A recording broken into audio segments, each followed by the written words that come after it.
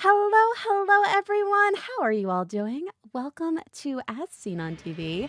I'm Nichole Goodnight. I'm so excited to be back with this show where we show some of the speedruns that feature shows that you might have watched. I just said show like 800 times. I'm so sorry. I'll do it again. A couple quick things before we get started. I, again, am so excited to be back. It has been a while, and this is just very exciting. But first and foremost, Awesome Games Done Quick 2024 starts this weekend, Sunday, January 14th. Come watch a week of runs broadcast live from Pittsburgh, Pennsylvania, benefiting the Prevent Cancer Foundation. I am incredibly excited for that. I will be there. I'm running check-in. Please say hi if you are there. And also, GDQ's next all-women and men speedrunning event, Frost Fatales, is coming up March 3rd through 10th. The schedule is now out. Use !FF in Twitch chat to learn more. I'm also very excited for that. But it's been so long since we've been here, and I'm not going to hold you any longer. I'm going to let my runner and his lovely couch introduce themselves. There are a many number of wonderful people for this run, so with no further ado, over to you all. Thanks, Nichole. Hi, I'm Magus1, otherwise known as Mage or Magus. I'll pass it along to my fellow commentators on this one, that one, before we get started.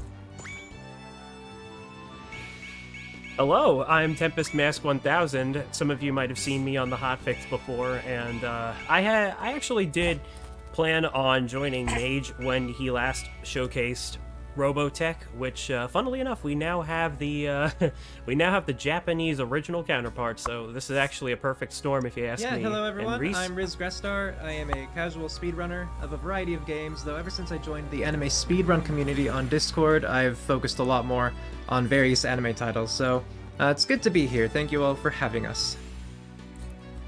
You are absolutely. He is also one of the only other runners of this. But at the same point, it's a very fun run. Currently what we got on screen is the control scheme for this. With the transforming versions, we have Fighter.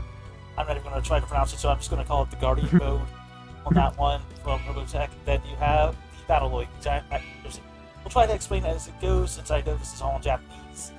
But I'll try to explain it all during it. So, got everything else with that. Flight mode, I'll explain why that's on easy. That's not difficult to get. You just gotta have auto camera off. Anyway, this will be the storyline. This is based off of the actual TV show of it. The TV part of it. Anyway. Yeah, Mage, someone is actually asking if this spoils the anime too much. They say they're about halfway through the original series. What can you say about that? Not... Yes and no. It doesn't spoil it, because it goes up through the episode bursting point. If they haven't gotten to that one, essentially it's the... it doesn't spoil it. At least the end part of it. Alright, there you go. Stuff like that. Anyway, timing will begin in a few seconds as soon as I hit the circle button, because actually on a Japanese PS2 and try to remember the differences. But let's get started in 3, 2, 1. Let's go. Let's go. Ooh, good luck. All right, good luck, Mage. Best I can. That one. And do the best you can, you shall. So, before we get into that first little mission, let's have a quick discussion about what is Macross. Macross is a very, very successful mecha franchise, which not only takes a huge aspect of what made the I guess you could say, mecha fight genre of the last century so popular, alongside other greats like Gundam and other Toku-like robotic anime series. But on top of that too, it's also just as notable for its music aspect. Something you may recall Mage talking about in Robotech when he ran that for As Seen on TV, was that Macross has a fair bit of music that goes into it, so there's generally going to be some sort of an idol character involved in some way, shape, or form. And in the original series, we had Minmay. But as you can also see right here, exactly, that's actually one of the characters that between Robotech, the Americanized original counterpart, and this one of the character names that stayed the same. But Other than It's also that, still the same. the Macross series is best known for, as Mage mentioned, the transforming fighter jet, which can take on the fighter jet form, a halfway appearance, and of course, the traditional mecha look itself. It was also one of the pioneers of the genre as well. By the way, to point out why we have the flight mode on easy, if you ever see me in the Guardian mode, and see me actually spinning around that stuff, if we had it on normal for a fighter, that would be how it is. That one in the jet, I kind of want to make it a bit easier for people to not possibly lose their once. Yeah, there can be some bit of motion sickness induced by some of this. As you've likely gathered at this point, a lot of this combat takes place in space, and so without, definitive reference points, with, dogfighting going around, the screen can get all sorts of jumbled about. Changing the camera mode, it helps with that in that regard. Yeah, the only drawback is if you really want to be good at this, you gotta be able to do it without changing the camera mode, or at least be very good at remembering where you are. Anyway, story-wise, it's been 10 years since the end of a great war, and with it ending in a single night, basically just humanity figured out they're not alone in the universe by having a giant alien spacecraft crash land on that one. The city we're currently in is Macross City. The city that grew up during those 10 years to while how humanity studied them. So I gotta switch over to missiles. And please note, playing this one a PS2 controller is a pain when it's circle for your shot button, and then your secondary weapon is the X button. Sorry, not X, square.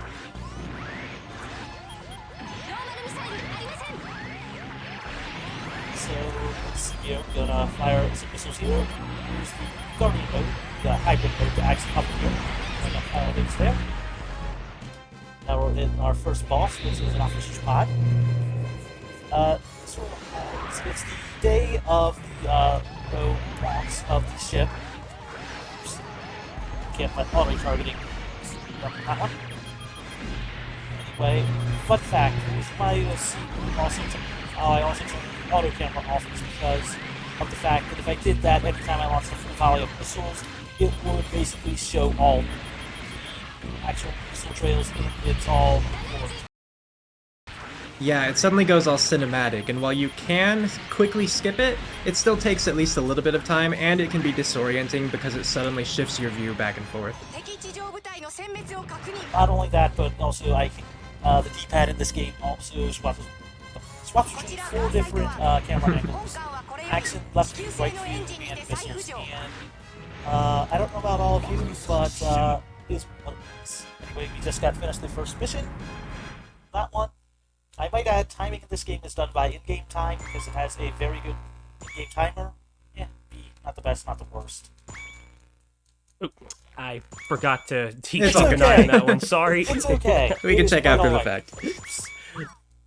Oops. Yeah, true. Forgot to try. This game is run off of IGT, if it wasn't obvious. This is not unlike a game that I personally run, Mighty Number 9, where you gotta look at the results screen and make sure you jot down the times just right, so that you can then put it all together and then you can submit it to the leaderboard and you got yourself an accurate submission. There's nothing too much aside from that. Although we do allow for actual RTA times as well on the leaderboard because IGT is faster, but if you really don't want to take your time on it, feel free to submit on RTA as well.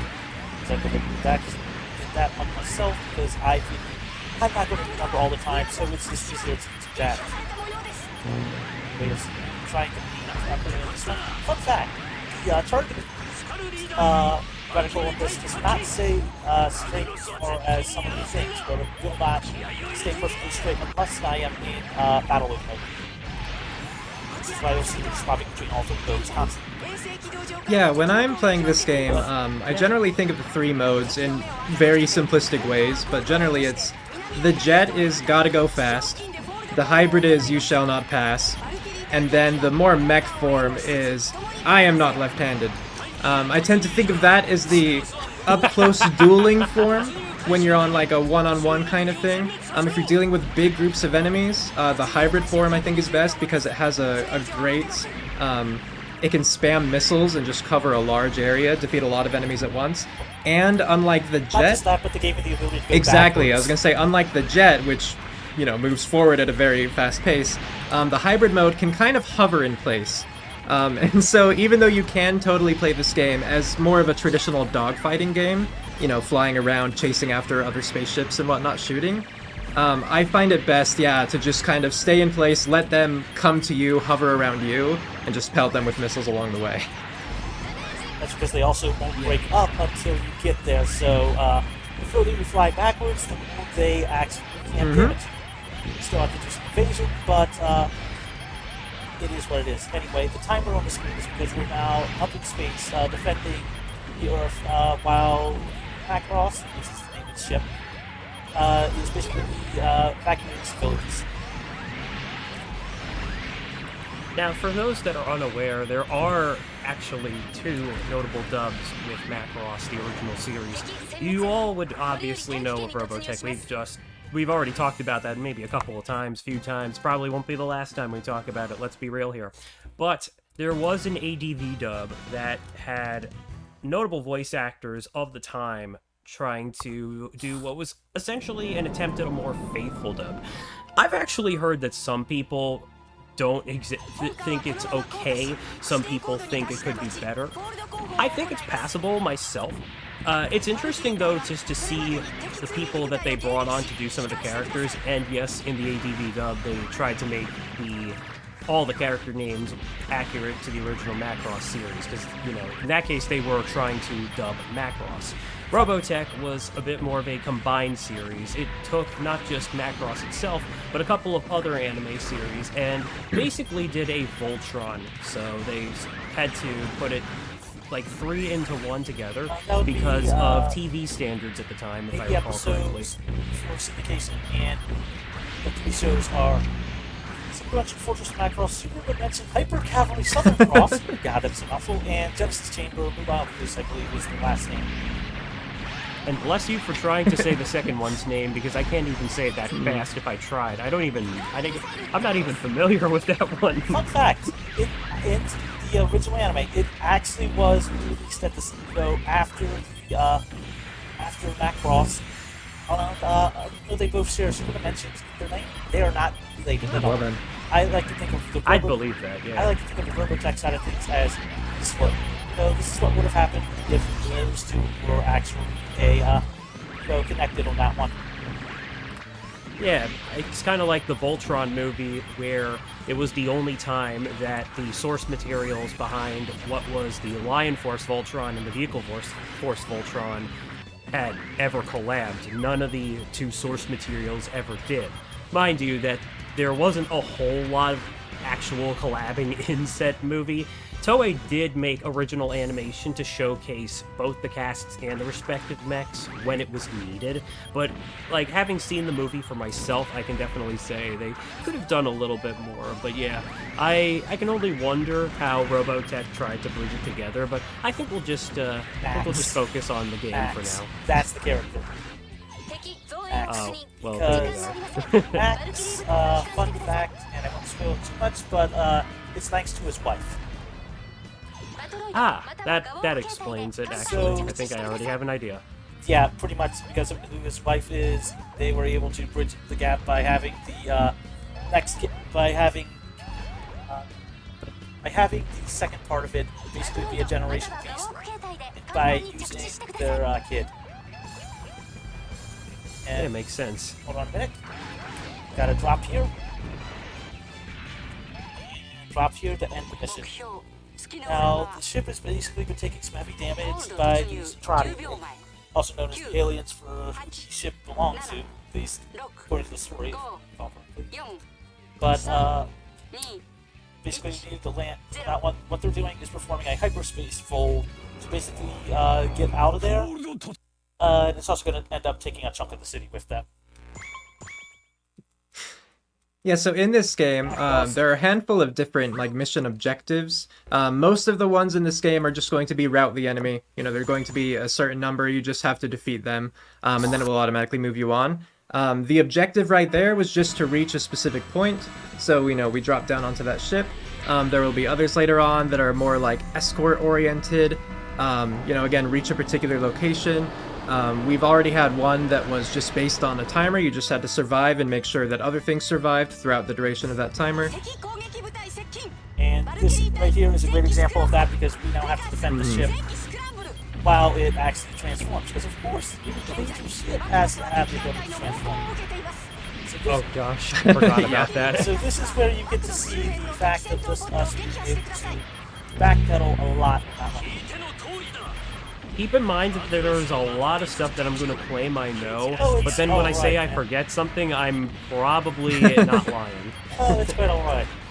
I mean, this is a great example of just like how and bread and butter of the Guardian, just basically showing why this is a major piece of tech in the run, because being able to just defend it while flying backwards and just avoiding all the missions here and there, it just starts making its way. Also say hi. Also hi, Roy. If I recall correctly, it's the same name in both of the things. Yes, that is another example of them not changing the names. And I do believe that Roy in Robotech was voiced by Dan Warren, who is also known for having done Igor of the Persona series all the way up to Persona 4, I believe. Yeah, it had a star-studded cast. Yeah, this actually was one of the first notable voice creditations for quite a few voice actors of the day. One of which being Tony Oliver, who you may recall being a major force of the team behind the original Mighty Morphin Power Rangers, and will also go on to do several voices. Best notably is Saba, the Sword of the White Ranger. And he would also later go on to he also plays Roy in this. Oh, sorry, not Roy. Rick. No. Is that what you're gonna say? I was gonna say, wasn't that also the name of the character from Power Rangers? That's a good question. Yeah, I believe that was the actual name of the White Ranger on that one. Ironically, that is kind of fun. Oh, wait. Are you talking about White Ranger from Power Rangers Yeah. or the source material? Yeah, the original. Tommy? No. The White Ranger was Tommy Oliver. Yeah. Did you say he also played Saba? Oh, yeah. So no, I'm but saying- like, Saba's the sword, not Yeah. the Ranger. Yeah. The voice Okay, actor so- was the same name as the person that voiced the sword. The person that voiced acted okay, the that's what sword, you're talking about. he had a slightly Sky Dragon thing where basically, the name of the thank you for that Right. reference there, Slight for but, the executive producer. so you had, so you had a situation like that. Oh yeah, right. Cause that's what I meant. No, because I mean, of course, I'm the one that mentioned he was one of the executive producers. Duh. Oh no, I was just saying it's the whole fact of the voice actor's name actually being the same as the character of the show. Right. Now, some other notable voice actors within the production of Robotech were also people like Paul St. Peter, best known for Zemnis, or even the likes of... Oh gosh, actually... I'm actually slipping on one of them. Oh. We'll just have to leave it at that one for I now. will but, state, yeah. fun fact, apparently because of how long it took Macross and Robotech to finally play nice, which, dear God, thank you for both of them finally playing nice. But no, apparently, because I also gave a shout out to the credit for Macross and Robotech, apparently they did a actual Kickstarter to try to get Macross 2 brought to the US. No kidding. Because they did not want to, even though it can now be brought over, they haven't, the company that's behind it is not really going to do the older ones. But yeah, they're actually bringing that one to the US. Impressive. Yeah, there's a lot of old stuff that we haven't really seen coming over here and making a bit of a reappearance. For instance, I am well aware that the original Digimon movie is going to have an uncut dub of the 3 OVAs that went into what we know as the full-on movie, and that's going to be coming out on a DVD, which is extra special because it's also going to have the surviving voice cast members of the original English crew, which is phenomenal considering how long it's been. Of course, it will. The late Felice Sampler and Michael Lindsay will be sorely missed, but I've heard who's taking over the roles of Joe and Mimi, and they are good choices in my book. Also, fun fact, we just saved the ship, and they basically were able to transform. This is our first sort of stealth mission, where we're trying to get to a target point. Yeah, so here, navigate the asteroid field, get to the target as quickly as you can. There is a timer, and so if you don't make it in time, that's bad news. But it's not too difficult to navigate. If you run into an asteroid, you thankfully don't immediately explode. It just changes you back, I believe into the mech form specifically, and then you have to swap back again. Yes, it does, and also you cannot fire to destroy. Yeah, so it's all just about some quick navigation. Yep, and trying to make sure that you do not distract very well. Yes. Or letting the shadows get caught up. I'm going to say this right now. When I inevitably play this for the first time myself, this is probably going to trip me up. Because this game otherwise reminds me of Star Fox Assault, my goated GameCube game, and it's just... You could destroy the asteroids in that one, but if you can't do it in this one... Oh, you can't even fire your weapon. You can't even fire, Yeah, that's even worse. If I had webcam in person, I'd holding it up to show that I'm mashing the button. You can clearly hear on screen that it will not fire. Oh, I can definitely hear it on. I can definitely hear it on the call. That's for sure. Let's go. So yeah. Well, But yeah, Reese, if I guess if there's anything else that you wanted to talk about right now. Oh, well, I did want to bring up that even though this is being played on easy, oh no, this is played on the actual. It's actually just the normal. Well, right, sorry, but in terms of you selected an easy option, right, for the controls? Yes. So I was just going to clarify that doesn't really change the fact that it's really easy to die. And especially with so much of the strategy coming down to using either the hybrid form or the mecha form to either go backwards or essentially stay in place and let the enemies come to you, fly around you. Especially in later... Go on. Except for the dog, the 1 to 2 1-on-1 things. But no, the best reason and the good example about why we have it on the easy flight controls is this.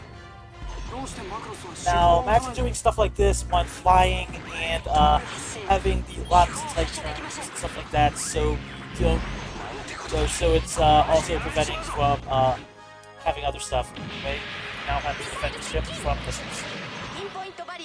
Oh god, the Star Fox reference comes back to me. Oh no.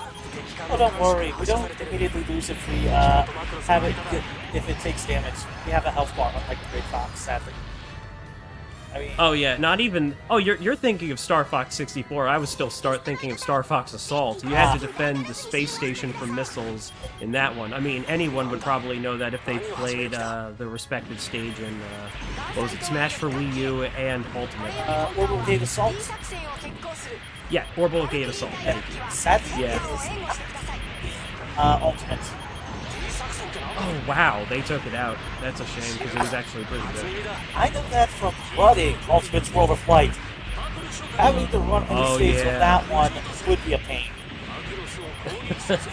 True. I mean, Shit. Speedrun has changed on that one, but just using the giant spirit was fun. One of the best things about games like these, by the way, and I would say this for just about most licensed games out there, especially of the time of the SD year, to be a bit formal about it, obviously. There are a lot of sound effects that might carry over from the source material into games like these, and that's just one of the nice things about experiencing games like this Macross title here. If you're very familiar with the sound aesthetic of the original show, you're probably going to feel right at home with something like this one. And even though there is no English version of the game, I mean, this was back in the time when there was a very notable divide between the intellectual properties of Macross and Robotech, where the American counterpart, we would get Robotech Battlefront, which in its own right is a good game as well. I also speedrun that as well, and I highly recommend that game as well, because even though you didn't have enough, even though you don't get as much maneuverability, you do get a lot more fun attacking that one, because wonky physics means the boss fights in that game are crazy, because ramming your ship into enemy and just hitting them in place is kind of fun. Oh yeah, I've seen you run that, and it definitely looks as fun as it sounds, but yeah, the thing about games like these is that you should owe it to yourself to just give it a try. Sure, the language barrier is one thing that can be a bit concerning, but sometimes you might be lucky, and you just may find that somebody out there might have provided a translation patch of some kind, and Mage, is that true of this game, actually? I keep forgetting. No. I do know that one of the PS1 games is getting a fan-done translation. Okay, so at least there's that. Notably, okay. I believe, because I'm actually a fan of watching them, I think it's Rob Paulson's son is playing one of the characters in there. Oh, he's a voice actor as well? Dude, That's you've never actually looked at awesome. his stuff when he was working on YouTube channels like Game Explaining, his current project with his former people there, Good Vibes Gaming. Wait a second, he was on... Wait, you're telling me that Rob Paulson's son is on Game Explain? I've seen enough of that channel, and it Used to be, yeah. Yeah, it used to be. They have their own channel. I highly recommend that one. It's like, in fact, I'm usually on their Twitch channel providing some of the info, since some of them actually are fans of randomizers. Oh, wait. I'm gonna have to look this up, actually. I think I know what you're talking about. Yeah, but in the meantime, let's, I don't mean to steal the thunder of the mission Go here. ahead. We're just defending the ship while it's supplying, it's actually supplying itself on bombs. Okay, fair enough. That said, though, actually, Reese, if you'd like to make an interjection, I definitely want you in on this as much as I am, or heck, even Nichole. I for was that just matter. going to finish my thought from before then. I was just going to say that as so much of the strategy revolves around using these two specific modes, the mech and the hybrid, in order to stay still or move backwards, let the enemies come to you or around you, that means that you're oftentimes just very much a sitting duck. These early levels, you don't see too much of a consequence of that, but later on it can get really dicey at times. So it was more just to say that there's a very real possibility that we could see a death in this run, and I'm not... Not at all a skill question, it's just it gets difficult, and lasers and missiles can fly all across the battlefield. Not only that, but also the way that the game handles transformations and switching weapons being on select. And the only way to target is the R2 button. As I might add, if you press both of the buttons together, is what swaps between your fighter and Batboy. Going from one to the other automatically. So we'll be hoping for the best throughout this, but if we do see a death here, it's not going to be too much of a surprise, just because it can get tricky. Yep. Not going for us, it's just going to try to get rid of the Oh yeah, that's another thing, yeah, the letter grade that pops up at the end of every stage. We're not going to expect S's or even A's on all of them, because there's more to it than just the speed at which you get through the level. As far as I believe the health remaining matters, right? If there are extra enemies that you could take out, I believe that matters. Do you know specifics? I have not looked it up, and I'm happy I was able to find an old IGN guide from ages back just to understand what the second mission was. I know when I played through this myself, yeah, every mission I pressed the start menu, or I pressed start to access the menu to see what the mission objective was, and then I used Google Lens on my phone to translate it for me. Because otherwise, yeah, I was flying blind. I looked it up, by the way. Once I have a moment, I did look up Rob Paulson's son. So yeah, it's Ashton Paulson, who is a member or even creator, I think, of Good Vibes Gaming. So yeah, I knew I heard of him. It's like him and two of his other friends. Follow him on YouTube. Shout out to them. They're all gamers. They actually all are. Yeah, no, gamers. good vibes. Good vibes gaming is great. Absolutely. Yeah. I stand with this. Anyway, let's see. Right now, as I said, you just gotta defend, go down throughout the time limit, get rid of all the enemies as fast as you can. Again, you'll see me actually fat thumbing both the triangle and the missile button to try to actually backpedal while firing missiles constantly. So in the meantime, as the defense mission is going on, I guess I might as well open up to Nichole. So, how familiar are you when it comes to Macross in general?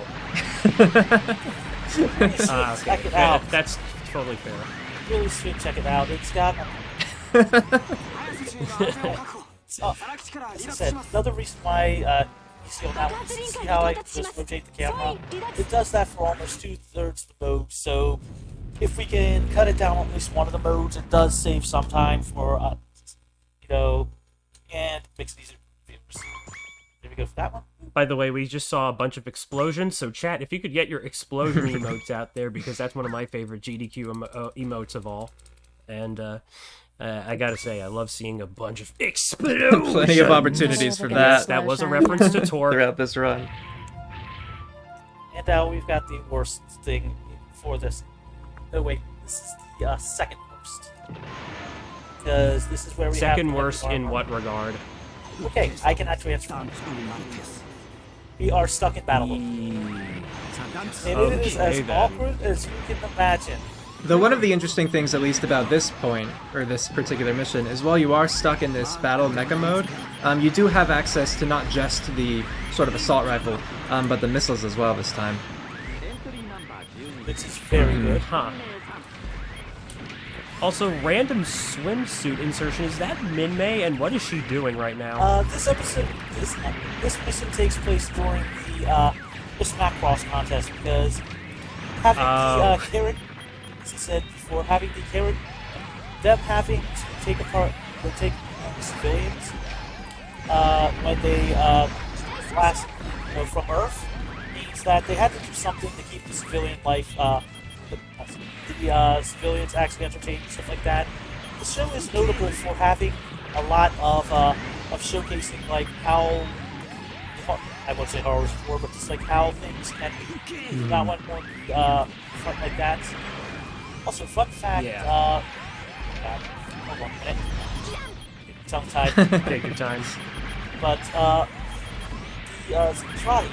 one of the interesting things is, as I said before, and also, the way that they find out that war's not the only way, because they are very warlike and bred from war. Pardon me if I'm screwing up some things, everybody. Trying to find an actual good up to this in this day and age is kind of hard, so trying to like piece together some of this stuff. Sometimes too, if you ever look up the Japanese actual the actual sub versions of Robotech on Amazon Prime, it gives you mostly Macross. I'm not joking. There you go. Because I feel like somebody I know would know that for a fact. I've watched it before, it's been a while, but yeah, it's like this is part of the when this Macross contest happens.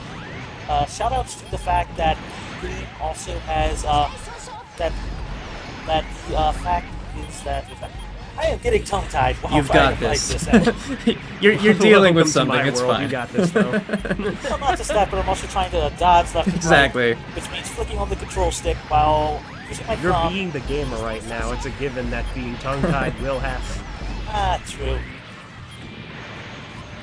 As I said, the controls of this game is. You want to try to explain what this button has stored, what it does?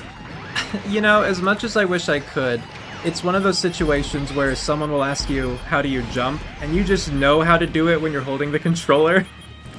But when it comes to actually explain it, so... In context, our sub-weapon is on circle. Our main weapon is on square. L and R are strafe. L2 and R2 are how we transfer it. If we're on the fighter mode, the fighter version, holding the R2 button straight up gives us a boost. If we're on the Battleoid mode, we get to actually, auto-target. And holding both L and R in the Guardian mode will actually give us a Yeah, and then buffer. it doesn't help that the different modes have, yeah, like different weapons available to them, like the missiles or no missiles kind of thing. And then beyond that, what they have available depends also on the specific mission that you're playing, like how that one, the mecha had the missiles, but normally doesn't. So there's Not a just lot that, to but also juggle throughout. Not only that, but also to change our weapons, you have to hit select. So if you're trying to swap things on that one, you literally have to convert your actual hand to that while having a thumb on the analog stick to be able to actually move, select, change, and just do all that stuff in one go.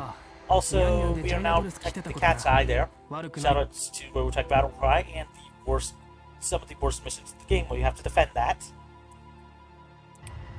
And how does it fare here? It has a health bar. We actually know how long it takes. And if we don't, What? and if we get too far away from, basically, if we, when the enemies we have to defend, like later on, you really can't do this because they are, like, sitting Yeah. right on it.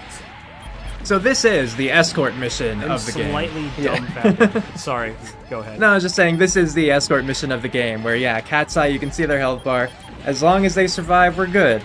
But it can be tricky. I 100% accidentally shot them down when I first played this. As I said, I had found the old IGN guide for it, so knew it was coming. That's good. That's like right now, it's not too difficult. Imagine trying to find a strategy guide for this. Imagine, one, by yeah. the way. Oh, I did! No. I mean, in Japan. No, never mind. Oh, I got what you mean. Also, before it gets too far up in the chat, someone was asking if anyone here in this call has experience with the Super Robot Wars games. No, I sadly don't. Oh, I know what they're probably I know what they're getting at. Does Macross has actually appeared in it because that is a Right. combination of stuff on that one. Yeah, we're talking not just Gundam, not just Macross. We're talking stuff like, what's a good word? Big one? O. Getter Robo, Big O. Sevens appeared in that one. Shoutouts to those I'm two pretty games. sure one of the games with I'm pretty sure one of the Super Robot Wars games had. I can't even believe I'm going to bring this up, but Little Witch. Really? Oh, I think so. sorry, really quick. It's worth talking about on this part. Now we can see that an enemy has basically like landed on the cat's eye, and so this is where firing missiles is really detrimental, because yes, it will damage the enemy. We can see by the orange HP bar, but the explosions will also You can damage see the just cat's like eye. how much of a large amount of missiles just fell off. Yeah, so I know when I do this, I would just go into jet mode, boost forward, and then flip to the mecha and just fire, the rifle. And then, rinse and repeat Yeah. until the cat's eye is saved. But this is where I accidentally killed it my first attempt. I mean, the only thing That's I'll horrible. do is actually holding the gun to just start mashing like the alt fire as well because of being able to sort of swap off the image. And come on, auto targeting. Please remember what I'm trying to hit. Because Aren't we all wishing for that? Because, yeah. like, man, what's the worst thing about auto targeting? It's in the game. It's supposed to be automatic. Where is the automatic process game? Yeah. Right now, I'm just talking. What am I becoming? Gordon Ramsay of mecha games. Yeah. By the way, do you actually know how many channels, mecha channels we actually have on the Enemy Speedrun Discord? No.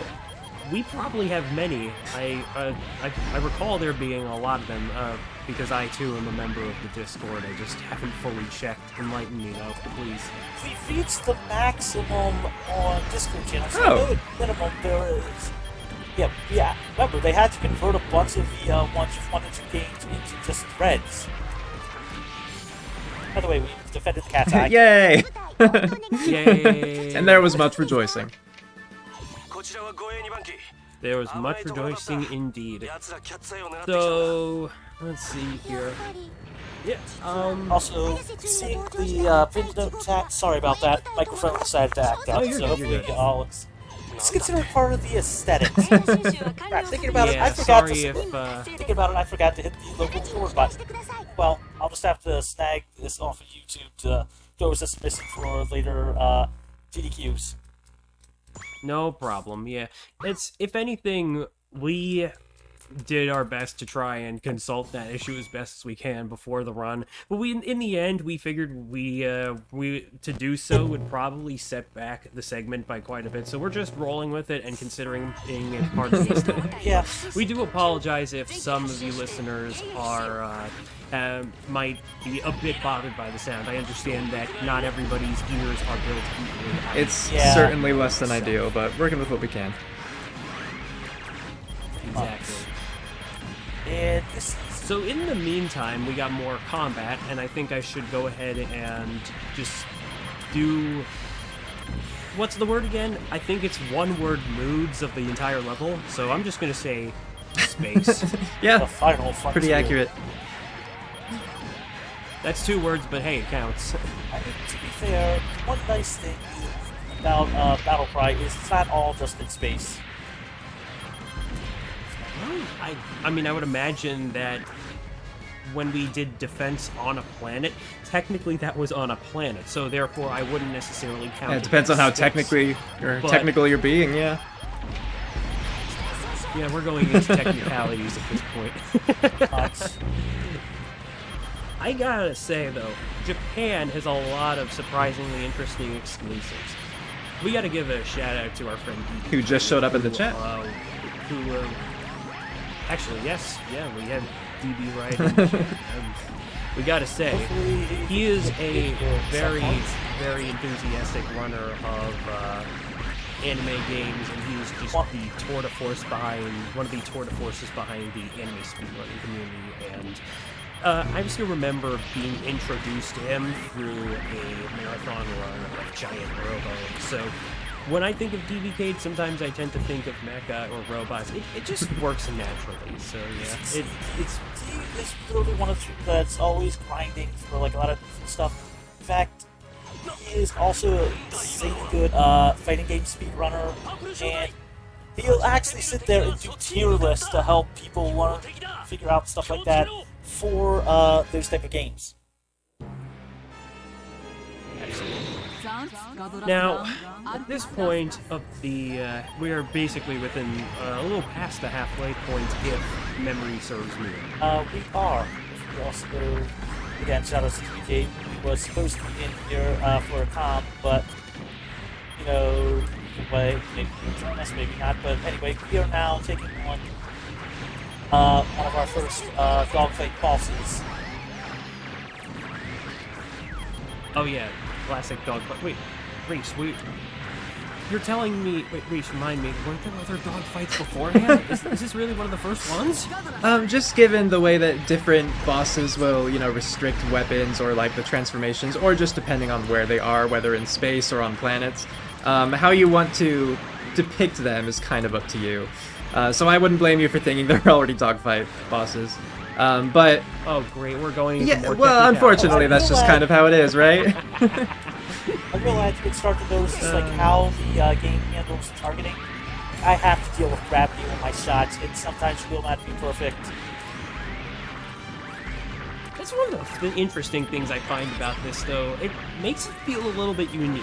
Is it a little flawed in some ways? Yes, but it feels unique, and I can applaud it myself, because, you know, it's outer space. For one, it's not supposed to have a solid sense of gravity, as per science dictates, and, well, as we know from experience.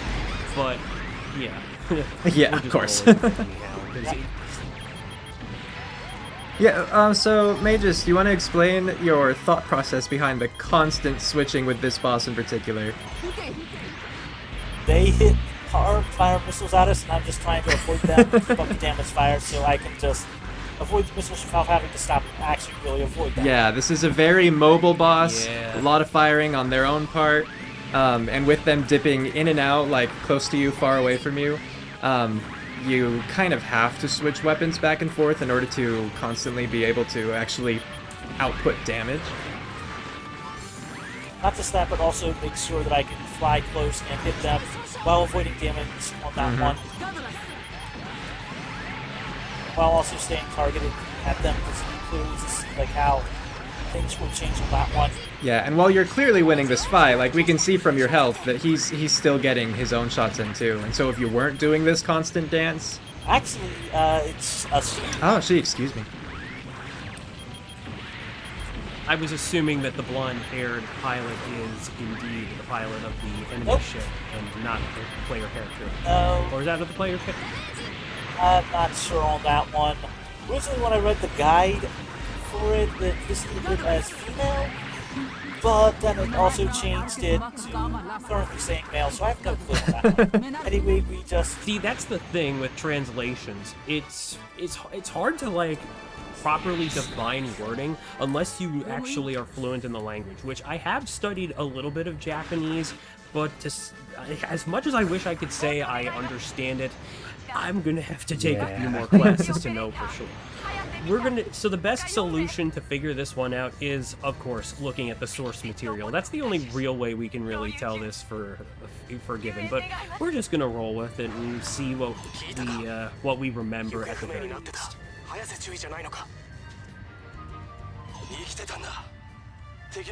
And more dialogue.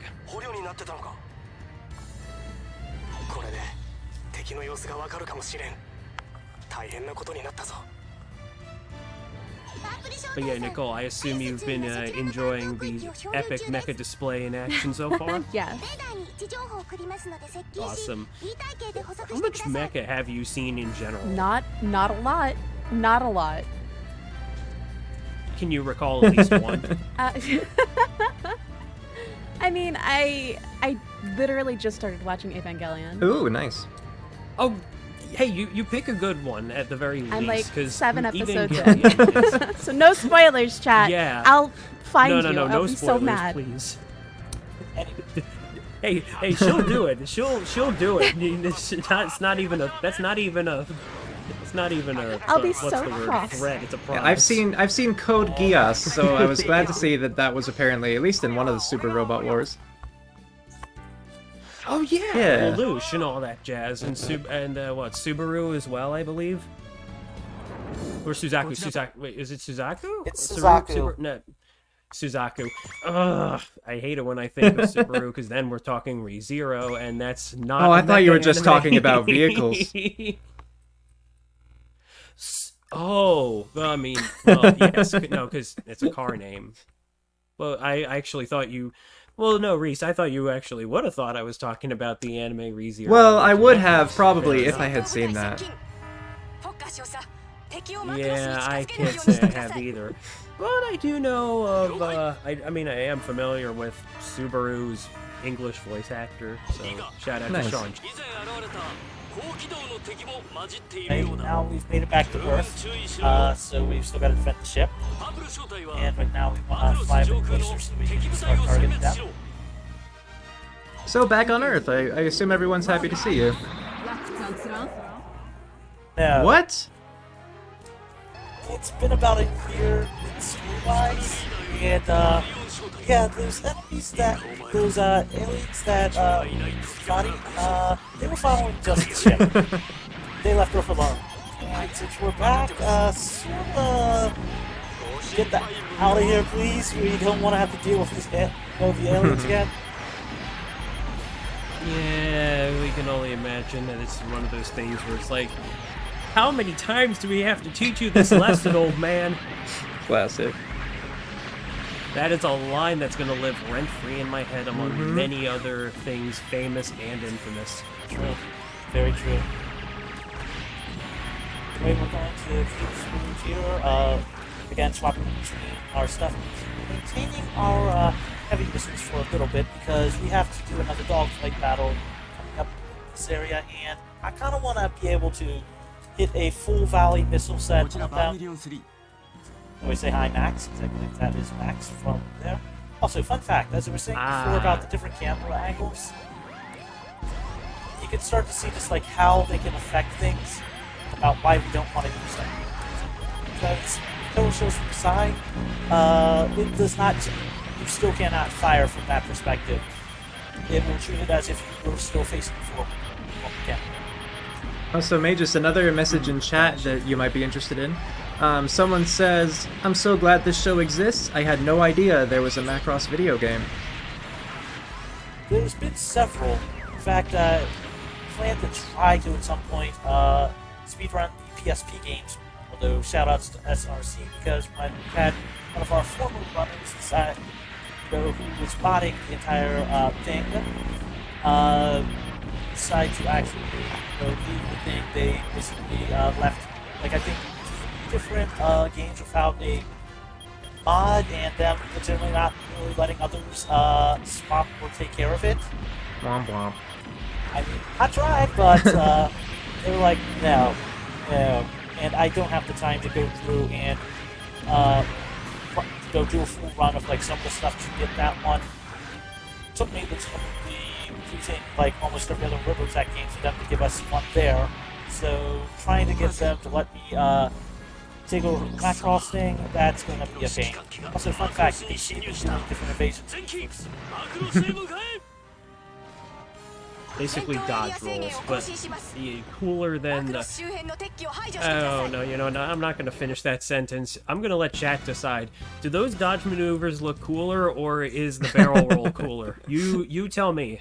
I mean, you can see those 2 barrel rolls. Now, Yes, in the plane form you can. yeah.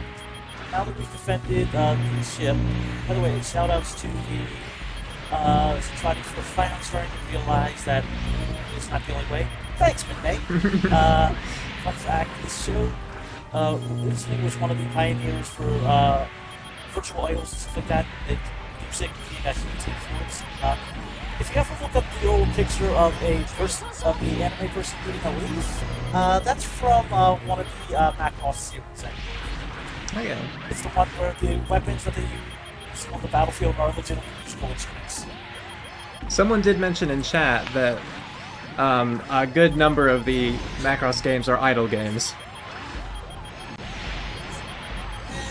Not really, but at the same point, I do think they have a typing game.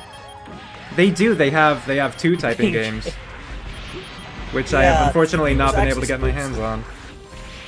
DB found a copy of both of them, but we couldn't figure out how to get, them via Amazon and stuff like that. But he was usually going to help with that one. Then again, he also did the thing on SMTs. Shoutouts to Going Places. The Going Places show where he actually got to show that one off. Oh, heck yeah. Just a shout out to Hypnotics in general. He's a pal.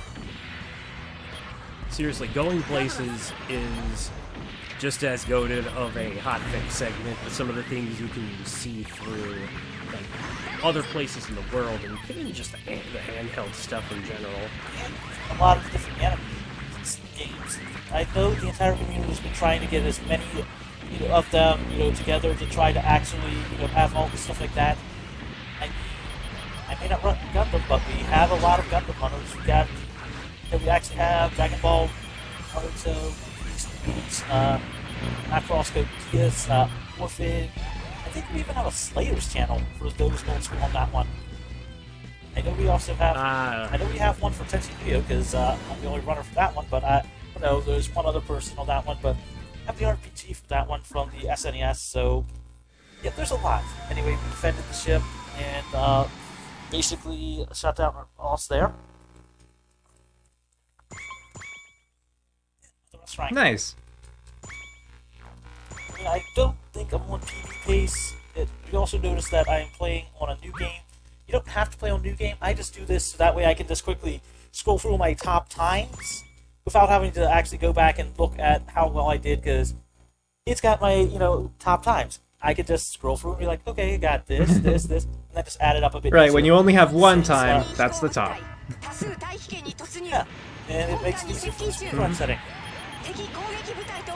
Anyway, we are defending the ship here.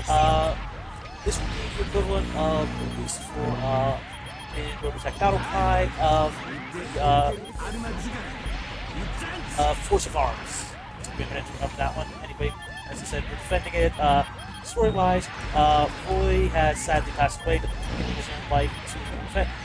things. We'll go over the ace from the Great War that ended in one night, as I mentioned a while back. Anyway, we want to fly course here. Start digging in on that stuff. Avoid the enemies. Simple shot missions as fast as By the way, just imagine though the fact that he's not even joking when he says a war that ended in one night.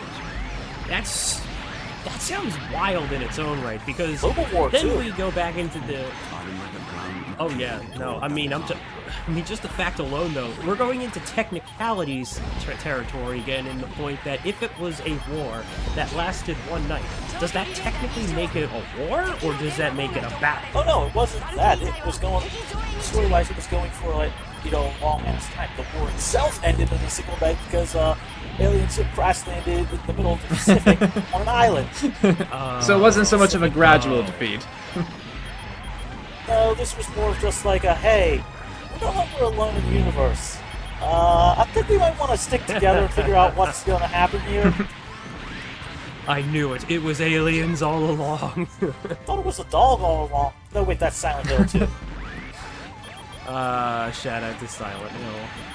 By the way, folks, speaking of dogs, be on the lookout, because there's a dog that's going to be doing a run at AGDQ, and it's going to be awesome. Really? Yes, JSR's dog Peanut Butter. I'm looking forward to it. Wow.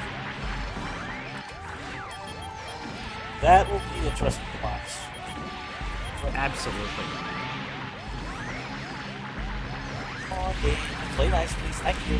Got rid of all of that. Now we have to actually destroy all these to try to aircraft, because the SDF-1 has managed to throw up a barrier, but that barrier can get overloaded. Start the actual, starting the fracturing between the Zutrani for those that have started to appreciate and learn from like mid-May and that shrunk down to basically, smaller form. They start to see like, music, art, that kind of stuff. Like, there is more than just war. Right now we have to go take out all the ships that are trying to blow up the SDF-1.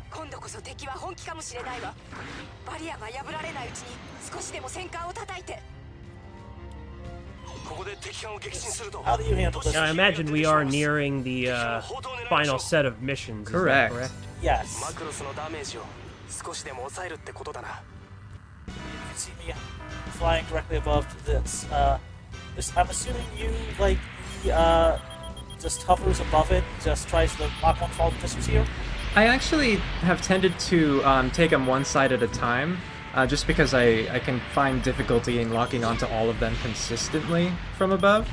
If you figure out how to do that consistently, then that would definitely be faster. But yeah, there are 5 of these ships total on this part. Let's see, radar, I think 4, okay. I'm reading it correctly. Yeah, and they each have like around 10 weak points. As soon as you destroy all of them, then that ship itself is destroyed, and you can see there will be like explosions trailing all along it. So for this mission objective, yeah, we just want to find those as quickly as we can, take them out. So yeah, usually I approach from one side, destroy them, quickly fly over to the other, switch back to hybrid and destroy that side. And I'll switch to, if I'm not hybrid already, or I'm not, perfectly aligned on that one, I will swap to Battleoid to set up to make sure that I can get close. Have I gotten them all yet? No. There we go. Another ship When down. it starts blowing up, you know that it is actually destroyed. Now, But you can see them already making quick work of the Macross. yeah. Is that no? That's just an overall theme of this entire game. We are doing a lot of defending, but it makes sense because, yeah, the Macross is still carrying civilians, so we got to make sure that they survive. And I think that is a pretty common theme when it comes to other Macross series, to my knowledge. I have seen the one, like, I never got to explain my experience with Macross, because I have at least seen one movie adaptation of one of the animes. It's the one series that has that character Ranka Lee. I'm trying to remember the name of it though, but Also, it welcome was to lag. Oh yeah, lag. I was gonna say, is this a Matrix slowdown effect? No. This is the first time I've actually experienced lag in this mission. Because sometimes it goes that way, sometimes it doesn't. But it's just there it is. I can actually see it firing. So since I've got a bit of a distance to go, I'm going to fly up high to see about actually, being able to get a full over. Yeah, the, you may as well. top of it. But you want to try to swap between both of them. This is probably not going to be a good mission time, a good rank, but it will be a fast time. Oh yeah, it was Macross Frontier. That's the one. Thanks, chat. Yeah, Rankily from Macross Frontier, and there's also Cheryl as well. And I owe it all to a someone by the name of Phoebe Chan, who just so happens to have gotten her idol inspiration from Macross in part, and is such a huge fan of Rankily. So hi, Phoebe. The other reason why I have to avoid the targeting here, because the actual thing can sometimes just auto-target again, since you don't need to kill it out. It's not good when you're trying to actually protect a ship. I think I got it all, guy. Looks like I'm missing, like, some hits. Staff. There it is. There we go. That should be all of them. Nice. Yep. Destroyed, and destroyed. So we have SDF1, although the barrier still gets pretty overloaded.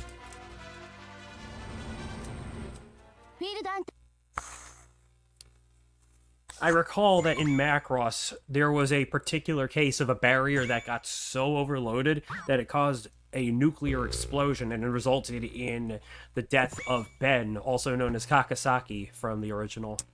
Fun fact, that was the that we just did. Oh, good timing. Of course. No wonder. And here I was also afraid I just spoiled a bunch of people, but nope, it makes sense in the context of this mission. Oops. I will state that we are... No. I believe we are on the second to last mission here. There we will actually go inside the SDF-1 and basically play Godzilla. It does kind of feel that way, doesn't it? We can't use our missiles, but we are in a giant mech inside a ship. Inside, a single piece of a ship. Kaiju. Sounds like a kaiju. Yeah. Fair enough.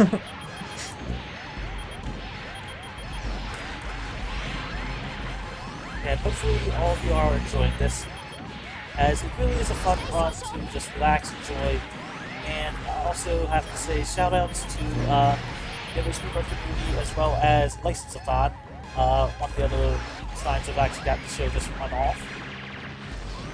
Don't at me on that one, I'm actually trying to be kind on that one. By that I mean, Jesus, you staff police don't get annoyed at me on that one. It's just passion, I'm sorry. If this year, you probably point out also about the ASF, the Epic Festival marathon that. Oh yeah, that's yeah, we have had quite a few of those. Our most recent one was also the first time that we happened to do with Japanese Restream, broadcasting it to a bunch of wonderful viewers all the way over in the land of the rising sun, and we were very pleased. We also had Japanese runners too. That's true, yeah. Yeah, that's true. That's true. I mean, we have a bot in Discord that is meant to actually translate some things, between both the English and Japanese runners on that one. Really big international community. Also, absolutely. Also, Falcon Punch. Yes! Oh, I forgot that was a thing. I mean, it's a giant mech. Of course, it's got to be able to do something with its armor, its attack weapons. And if anybody in the chat is an F-Zero appreciator, please please remember that if you haven't signed into F-Zero 99 in a while, the Frozen Night Cup is still going on for at least a few more days or so. Also, I highly recommend checking out some of the various anime runs. I mean, even checking out the Discord for it. Yes, the Discord really does cater to just a bunch of stuff that you can do, even in terms of games that you would least expect. I myself am a Dragon Ball Evolution runner, for example, and you would think, wait, that counts? It's technically a Dragon Ball adaptation for PSP, and it plays like a Budokai game, so we accept it, of course. And then there's other planning to titles. learn to do Love Love game when it comes out, since it was made by Wayful. Gosh, wait, no. Integrates. Aren't you thinking Integrates? Yeah, Integrates. Actually, yeah, about that. I recently went to Anime NYC in November, and I actually got to play the demo of it. It's going to be interesting, and I know there have been a few people that have tried to work on the speedrun. If I'm not mistaken, Benha being one of them, which very known Chilean speedrunner who is just as much of an Inti Creates fan as I am. You might recall Ben having ran quite a few Gunvolt games for GDQs prior. There's a lot of different genres. But yeah, it's really cool. I mean, got hey, Liz, were you up on the bounty that they had a while back for the one Chubits maze game? When they were trying to figure out that yeah, one? I did try it. I was not nearly as good as some of the other people, so I bowed out. Yeah. But that was an interesting little discovery and fun game to play for a bit. They have tried to discover a lot of the ones. Now we just need to try to find all the enemies in here. In which case, we cannot use our first and foremost, we cannot target them, nor can we use our missiles. So you'll see me legitimately strafing, holding the auto target to try to get onto them as fast as possible, while strafing, while just trying to actually avoid all their attacks. Yeah, and I don't know if you've noticed in the previous missions chat, there was a really helpful radar that could give you an idea of where the enemies were, and it's not here anymore. I was gonna say radar. Yep. What radar? I don't see one right now. Sure, no, siree, none to be found here. So I wish I had a hand cam just for this mission alone. I am legitimately having to hold the analog stick, left stick of my thumb. My right middle finger is basically holding the button to actually keep targeted. My left is basically holding strafe, and that's not counting using my thumb on the basically using my index finger and my middle finger on my my right hand to actually hold down the fire and secondary fire. So it's a bit of work. It's a little involved. Yeah, now I can only imagine. I can't help but wonder, though, what it would be like to just play this with different forms of controllers. Obviously, with Mage playing on original hardware, he is definitely using a PS2 controller. Me, myself, I recently purchased my very first PS5 DualSense controller, and I love the feel of it. It's actually, having the chance to play with it gives me a better understanding of just how to get used to PlayStation controllers in general. But I wonder what it would feel like to use in a game like this one. That would obviously be accomplished via a little PCSX2, but on the same vein, I think, I don't know, Reese, what is it that you usually use when it comes to speedrunning as your controller? I tend to use an Xbox controller. Okay, that makes sense, because if they had a wireless it's usually the controller that wasn't a crap ton of money, thanks, Wavebird. Yeah. Or, oh yeah, Wavebird, or the ability to actually no! use or the ability to actually use the adapter instead of physically made for Smash on PC, which you can use, but it's a little finicky with what things will allow it. Let me know if you actually see some. I have. This. I was sorry. I didn't mean to accidentally interrupt. Oh, but I was going to say all I right. actually have had the found this rather interesting surprise where I was working one day and the store that I work at just so happened to supply a few Mario-themed GameCube-style controllers. The catch was that it's not plugged into the GameCube slot, it's a USB controller.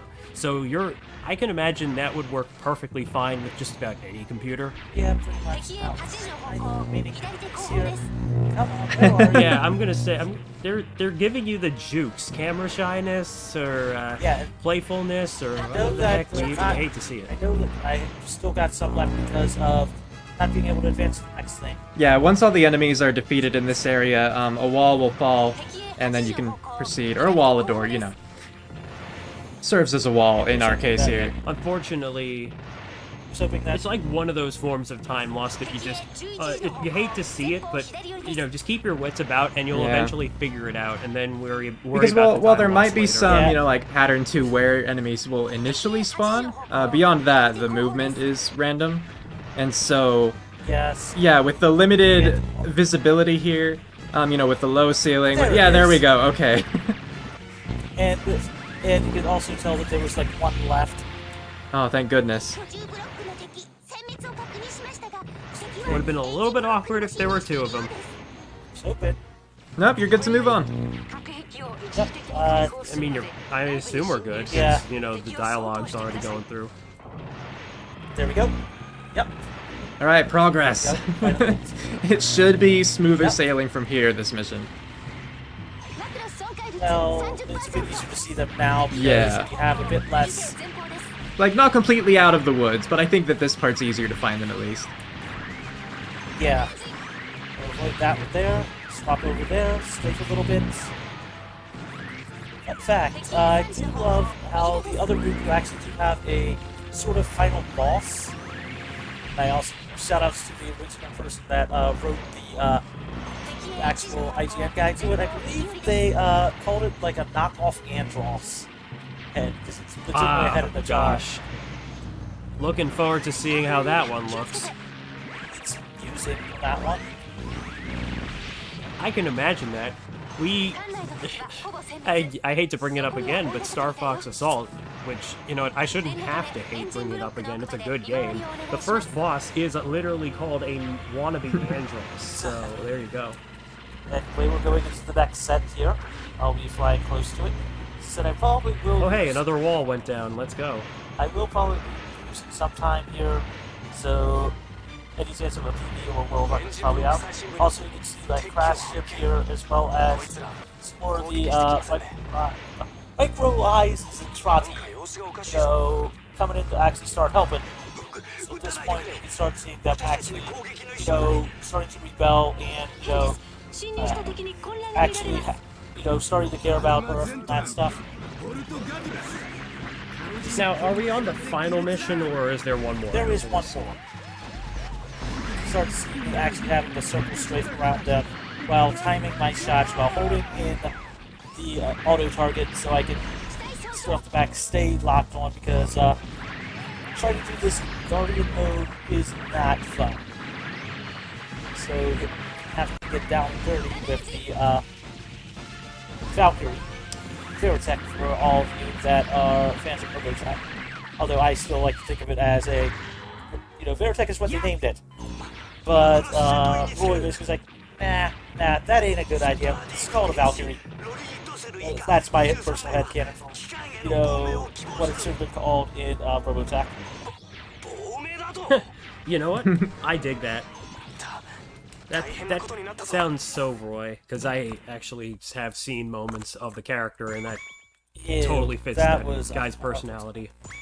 But no, highly recommend if you haven't ever looked up the, subbed version of Robotech from the, which is basically Macross on Amazon Prime, or I think it's possibly even on Hulu, and maybe even Crunchyroll on a few of the other sites. One of the interesting things in that one is you find out that the night before, the first episode, it's not that the captain, Global in the original Global in the Robotech, it's not that they, it's like sniffits. No, he's legitimately coming back from a hangover. Also, we are on the last mission, which is the equivalent of First Point, Force of Arms from Robot Battle Cry. Anyway, we are basically in the we are in the VF-1S. Super. Basically, we have a lot more missiles, and we can't really use our secondary missiles right now because if you notice, when I am using them, using our normal missiles in Guardian mode, how they are giant balls. It's because they're super missiles. And in fact, I cannot hit 0 at any time with this because if I do, during the second part of the mission, I immediately lose the mission. Yep. I have lost runs to that. Oh, I thought you were... Because you could no longer actually finish off the final enemies. Oh, sheesh. I was going to say, when you said you can't lose the missiles, I thought you meant it in a way where the game gives you more. No, you cannot. It's more just like you cannot beat the. I won't spoil. In other words, you're not allowed to. You're not allowed to. Oh no, we're allowed to if you use wish them. to. It's just you're out of ammo. By the way, Strati getting annoyed with the Warlike faction decides to bombard Earth. Yes, there's still survivors, but sad, it's just like, yes, there's still survivors, and it ends up being a combination of humanity and trying to help rebuild Earth. That's as like horrifying as the Gundam equivalent of the colony drop moment, which, sorry if I had to spoil something on that one, but it makes sense. Yeah. Shout outs to Gundam on that one. And shout outs to Macross actually influencing Gundam later on. Because of anybody familiar with Zeta and a lot of the ones that had the transforming mechs, they came out after Macross. Yeah, Zeta, Double Zeta, Wing. even the Wing, yeah, definitely. There was even, oh gosh, what else was there that F91, I think, but I'm not positive. It's been a while since I've actually looked at some of the other ones, that one. I would imagine Hathaway's Flash has to have a transforming Gundam in that case, because the giant Penelope. Anyway, yeah. They're now coming into giant asteroid-style ships. Also, my favorite Gundam, by the way, is Iron-Blooded Warface. Don't at me. I know a lot of people that like that one. I've seen half of it. I need to watch, finish watching the first half and get the second half. It's so good, man, and I really wish they made a proper game for it, but at least Barbatos got into Gundam Evolution. Oh, wait a minute. Curse you, Bandai Namco! Good example of other things like that. The FMA game that, even though it's gacha, is actually closing in a little bit. Thanks Square for that one. I don't play it, but at the same point, I am a huge fan of preservation-style things for games. And all that stuff. Yeah, same. It's sad on that one. Also, it actually is funny, and yet it would make sense that Square would be responsible for that one, because that Fullmetal Alchemist was made published under Square's own manga publishing, so yeah, that's actually kind of funny, but hey, there you go. Yeah. Oh yeah, Witch from Mercury, that should that one is that should good. have its own game. That show is good. I have seen it all. Although speaking of different anime songs, what's your favorite isekai? I'm wondering about that one. I have to say, I have not seen a lot of isekai, so I'm probably gonna say one that's probably gonna be telling me, oh, that's not an isekai, that doesn't count. Oh, wait a second, no. You know what? Let's say Overlord for now, because I actually have one of the graphic novels as well. That is isekai. Well done. It is isekai. I know that. No, I know that is a isekai. I mean, wait. I Reese, what said, did well you say? done. Oh, okay. I thought you No. said Zelda, and I was like, excuse you? Mine will probably, unless you know the genre, you'll probably never heard of. Any of you seen Log Horizon? Yeah. Oh, yeah, I've been meaning to watch that one. I love the opening theme. Highly recommend that one. It is Man with a Mission. Look up their music, please. You owe it to yourself to listen to songs by Man with a Mission. In this case, that was Database. Oh, man. Not just that, but it's like it's literally what Sword Art Online could have been had they given it time, not forced it just on Kirito, and actually like explain like why people should care. Also, Shiro is he's not even the main character. It's like one of them, but it's like Chef's kiss as far as just like the his nickname is the villain in glasses. He has a reason for like some of the stuff he does, and you gotta love it when you're picking like the character that is the actual support character from like before the events to actually be one of the God, what is the term?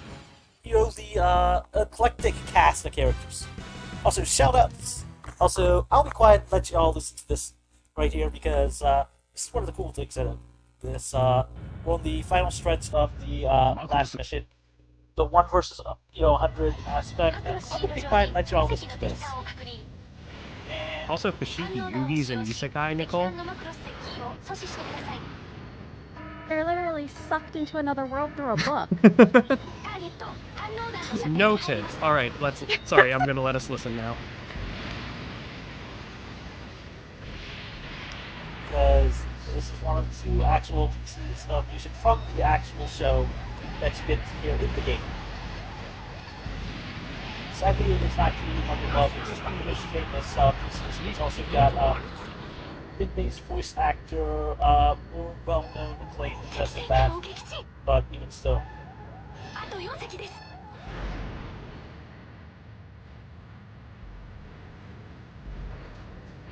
Just gotta wait for the next set of enemies to show up.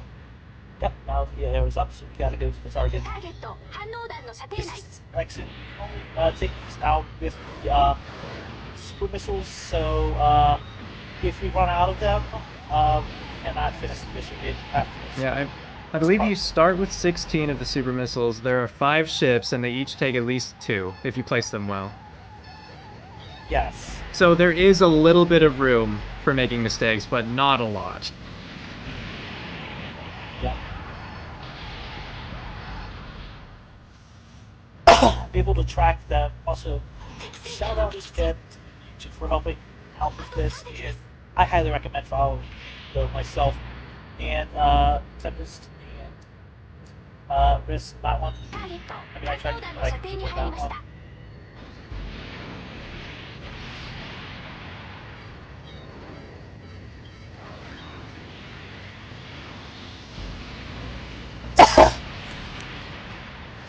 Go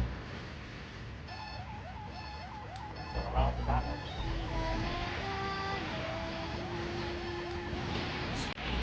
This way, that, yeah, 6.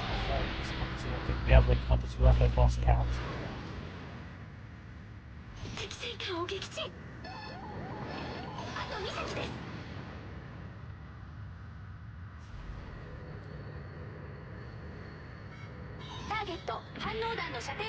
We're going here, there. And yes, we actually get damaged by our missiles. So we can play through that while doing damage to people. Yes, I very much remember employing hit-and-run tactics here.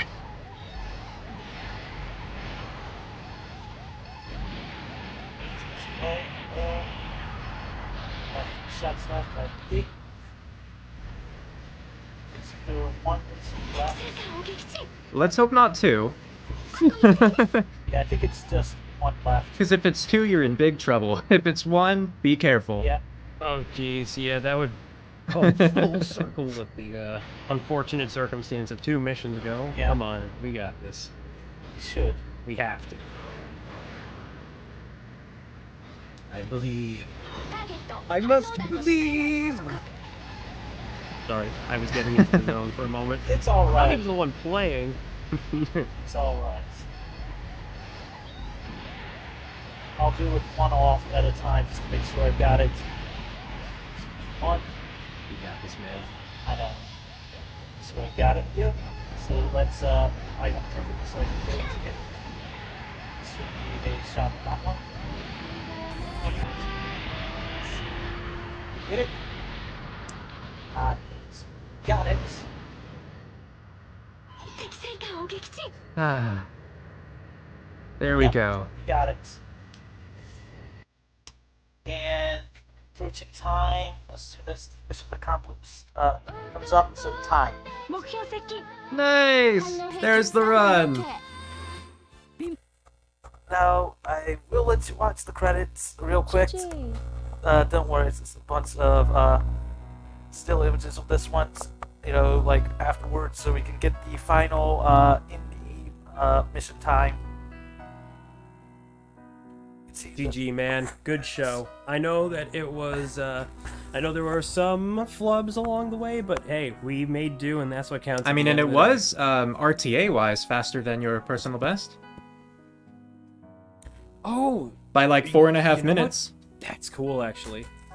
I'd have to check. I might have a time that's faster, but even so, I'll count it as a PB for now. Yeah, RTA PB. We take those. GG. Very Nicely nicely done. done, Mage. If you're all wondering why the estimate was, what it was is, if you die, you gotta redo a mission, so you gotta tackle on at least a few just in case. Also, there's Min-May later on. I mean, and even right there at the end, we saw you had one missile to spare. If, one thing had gone wrong there, you would have had to redo that last mission if nothing else. Gotta give chat, something crazy on that one. Gotta give them all, something That's right. on that one. Gotta deliver that edge of your seat finale. Yes, definitely. Also, I believe we also have Fullmetal Alchemist coming up after this one for the DS. That's going to be an amazing one to watch as well. I think they had a DS game. That's impressive. They had a DS game, and we have a speedrun for it on the Discord.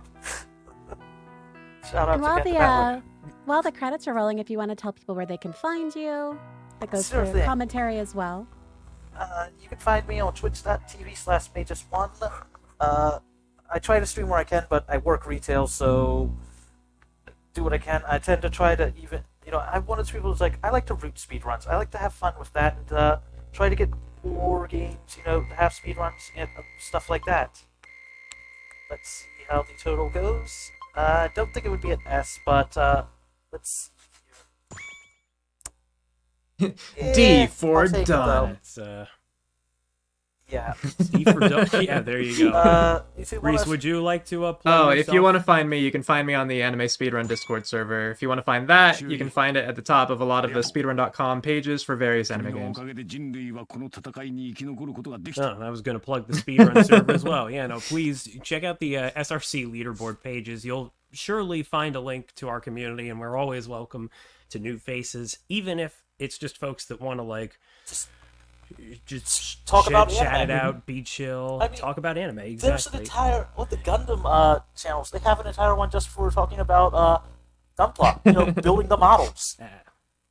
Oh yeah, I've posted to that a couple of times. And yeah, if you'd like to check me out, I'm Tempest Mask 1000 here on Twitch and YouTube. Like Mage, I also work part retail, excuse me, part-time retail, so I'm not always available. I have a few personal life stuff to juggle, but yeah, anybody that wants to say hi, I always welcome it. And also, if I actually happen to be going to GDQ soon, so if you happen to be going there, feel free to say hi if you bump into me. Oh, I know DJ's gonna be there on that one. So mini speed miser meet up, I guess, on that one.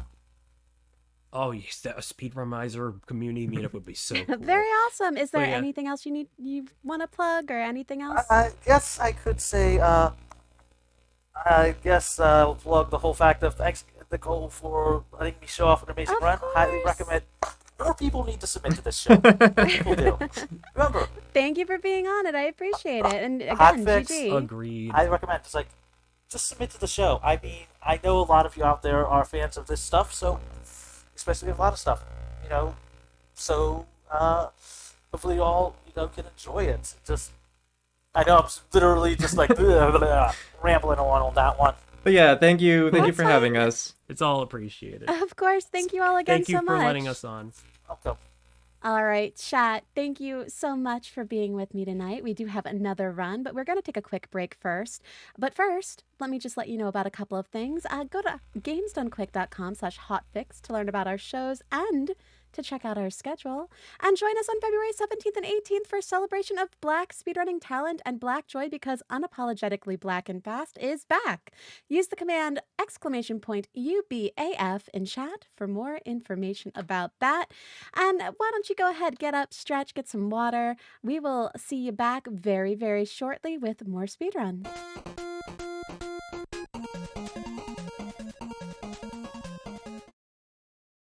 Welcome on back to As Seen on TV. I am your host, Nichole Goodnight. Thank you so much for hanging in there. I hope you're able to get up, stretch, get some water, take a quick break while we get set up for our next run. As a reminder, if you missed out on any of our other Hotfix shows, be sure to check out the VODs on youtube.com/gamesdonequick. And alternatively, if you're watching on YouTube, hi, be sure to press the like button on this video and subscribe to the channel. Also, go to twitch.tv/gamesdonequick to watch our shows live. And again, we have another phenomenal game coming up that I am very, very excited about, and you know that I do not like to keep any of you waiting. So we're going to go right on over to Cutie, and we're going to watch a really cool run of Fullmetal Alchemist Dual Sympathy, which I'm super stoked for. Take it away. Yeah, hey everybody, my name is Cutie. As Nichole mentioned, we're doing a Fullmetal Alchemist Dual Sympathy. Is a DS game, came out about 2005, right before the first animated movie.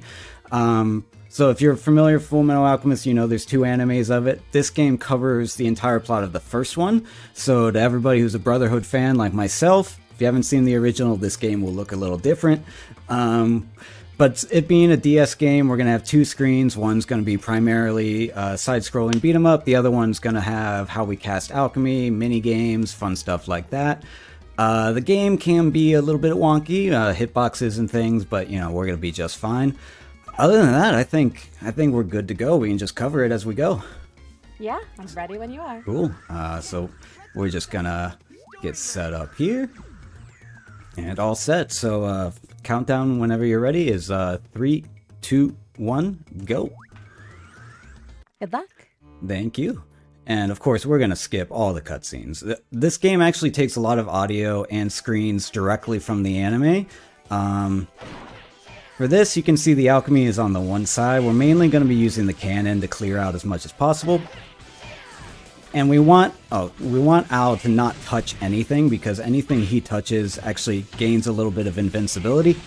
And what I'm trying to do is manipulate the spawns by keeping them on one side. Oh, pointing the wrong way there. By keeping them on one side of the screen. And that's why Al is a terrible brother. Here is where we start drawing some alchemy things. These actually look really simple, but if you click the wrong dot or just off the dot, you'll fail and have to restart the whole level, which is never a pleasant thing. And then here we meet our first villain, which is Cornello, the priest with the Philosopher's Stone, sorry. Where the animes diverge is somewhere around the middle mark, about where Hughes dies. Spoilers. So for the first chunk of this game, regardless of which anime you've seen, it's all going to look pretty much how you expect it. When it comes to these spikes, it's actually a pretty tight window, so let's see if we can get through this without hitting. Cool. And we're going to just do more of the same, clearing out screens.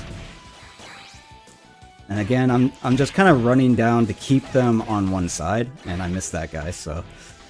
And then we wait for them to spawn, try to get them to stack up, and got it. This is a little booby trap, so we're just gonna run right through it. Thankfully we don't... Oh, okay. Whew, I thought I missed that. And we're gonna be doing a lot of this kind of stuff for a little while. And we're gonna have a few boss fights and things coming up. Some of them are scripted, some of them are not. This first boss fight is relatively scripted, though. Oh, good, that worked out. These spawns so far are being super kind to me. A lot of times they'll be in weird places, they'll do weird things. So far, so good. And we're gonna, of course, you know, mash through the text. But I always hear the voice acting in my head when I'm going through this. And so we're going to see a lot of chimeras throughout the game as one of our primary enemy types. We're going to deal with them all the same way. which is cannon, jump kick to stun, and then a dash attack. And we're going to be seeing a lot of that. Chimeras focus or feature a lot more in this game than they do in the anime itself, at least if you're familiar with Brotherhood. So we're going to be seeing quite a few of those. And this is a pretty fast-paced game. We go through a lot of plot very quickly, so I apologize if I am talking too much. No, you're fine. You're perfect. And then whenever we see these barriers, we have to destroy them with the cannon. Some of them are going to be different colors, and one thing that is divergent gameplay-wise is we actually can steal other people's alchemy. So like we get Mustang's alchemy, we get Owl's alchemy, and so some of those barriers will be color-coded and we'll have to adjust. Oh, stack up, come on. I thought I got him. And sometimes, as you saw there, the screen doesn't let you move forward. I don't know what causes it, but you know, that's how it is.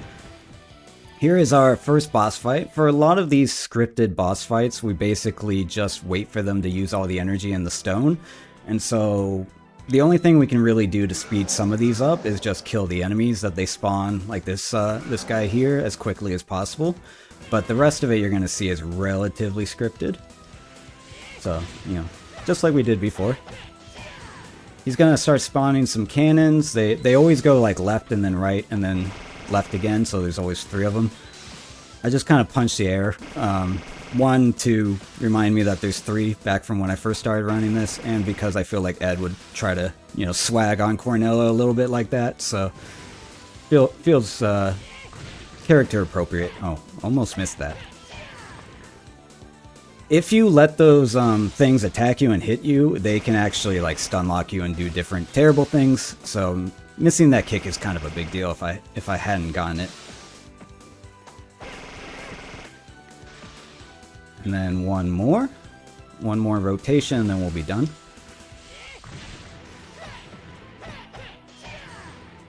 And one more set of guns.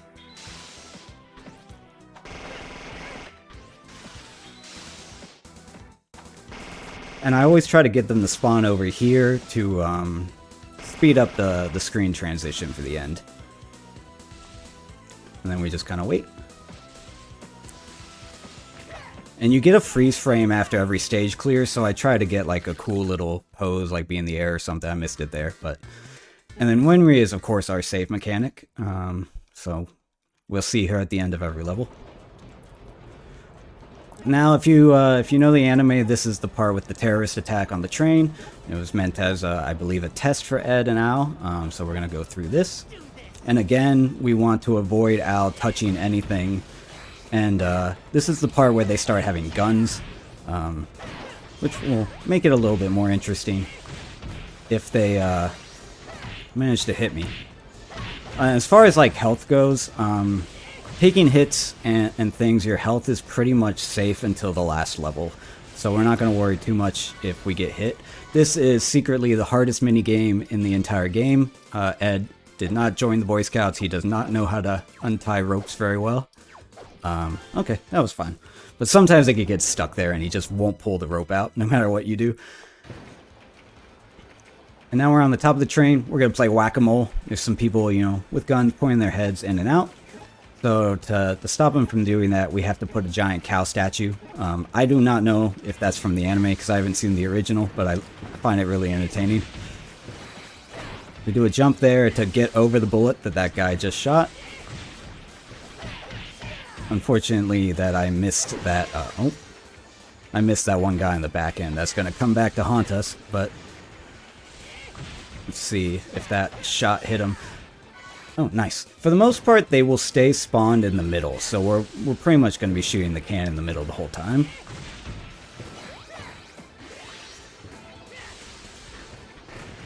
And then you can kind of see with the alchemy on the other screen, I'm just kind of switching back and forth between the cannon and the cow statue, and we're going to be doing that for a number of segments of the game. Oh, missed one there. And so most of the time saving and differences is going to come down to like where they spawn and then just general execution. Here I'm trying to get them to spawn on the right side of the screen so that every time Al does a cannon to destroy one of these boxes, you saw the guy with the gun there. Hopefully I can take one guy out. Same thing here. And then we gotta do one more box, because, you know, Al's a big boy, he can't jump very high. And then this part can be a little sketch. We're gonna try, okay, got it. Sometimes they can launch a bullet from off screen, and then it makes it really difficult to get through the fire. And Al's melee is, it's not very good either, so we're gonna try to cannon as much as we can here. And just try to stack the spawns, hopefully. Oh, missed one. There we go. And again, another little... I don't know why it takes alchemy to open the door. I assume it's because it's barred off, but we gotta do magic. And then one last top of the train segment. This time we don't have to play whack-a-mole, so we can just take everybody out as quick as possible. And then we'll start working our way towards our next boss fight. And this one is not scripted. Oh, actually, forgot about this. We gotta draw little chalk circles here. These are consistent. The alchemy dots are actually randomized. So you can get good patterns, you can get bad patterns, but this is always the same little image. And the timer on it is actually pretty tight. You might have noticed I got pretty low there. And this guy is pretty simple. He's got a couple of main patterns, but we're just going to cannon him over and over again. So we're going to try to figure out what pattern he's going for, and then just kind of shoot him again. One more after this. And there we go. I always try to get the head kick there for the freeze frame, but... And here we're actually going to move on to fighting Mustang, and this is another semi-scripted fight. It took me the longest time to come up with a trick for this fight. He'll do a thing that we're supposed to run all the way to the left side of the screen. It's supposed to be undodgeable except just running, but I came up with a pretty tight window of how to actually just walk through it. So you'll hopefully see that here. He'll do it 4 times, so I'll have 4 chances to get through it. Again, taking damage doesn't really matter, so these are relatively tough to dodge, but they don't really matter. And so I always set up with this little window, and I'm going to try to swag through. There we go. Now normally you'd have to run all the way to the left side of the screen, but that actually saves about 1.5 minutes in a 35-minute game, so very useful. And then here we're just going to kind of chill until he does it again. We're going to do this 2 more cycles.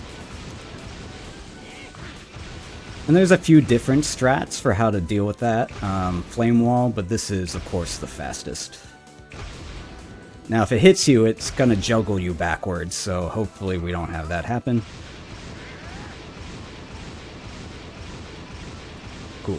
And one more.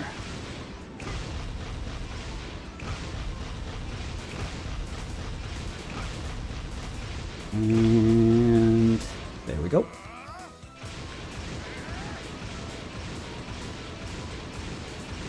You have to do a little stutter step in the middle so that it like circles around your body. It's not quite frame perfect, but it's pretty close.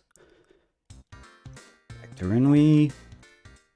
And this is a fun little game. We get to learn how Armstrong chops wood. So he just punches it, shatters it, and we just kind of put more down for him. You can see we got to do this 10 times. Every time it gets a little bit faster. And the spots that the wood spawns are random, so we just hope that we don't miss one. We're just gonna do this for a second.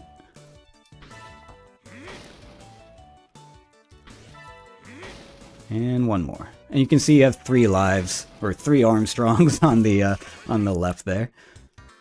But thankfully didn't need any. And this is honestly probably the hardest part of the run, coming up here, which is the secret 5th laboratory, where they're doing, you know, human experimentation with convicts. and turning them into philosopher's stones. This is where we start using Alphonse's alchemy for a little bit. And these, actually, you have to wait for them. I've tried to find a way to just run right through these, but you do kind of have to stutter step a little bit. And then this is going to be like a little trap. In theory, you're supposed to memorize where to step on this little board, but it's actually faster to just miss all of them. And so really all we're doing is making sure that there's nothing in this bottom left square, and then we're auto-failing. And then after, we're going to have to mash for our dear lives, so I apologize for whatever happens to my face on camera. But this is a very hardcore, very tight mash. So let's just see if we can do this. And we're running from a boulder, but if the boulder catches us, naturally we have to restart. And you can see on the bottom of one of the screens how close we are to the boulder. And you can also see in the background behind Ed if we get close. Looks like we're going to be fine though. Sometimes if you get off on your rhythm here, you can actually fall behind pretty quickly. But as Ed said, that was easy, so we're all good there. Now we meet our good old friends, number 66, and oh, I forget the number of the other guy off the top of my head. So this guy, we're going to try to hit him with 4 cannons. We can stun lock him a little bit if we get a hit right after the cannon.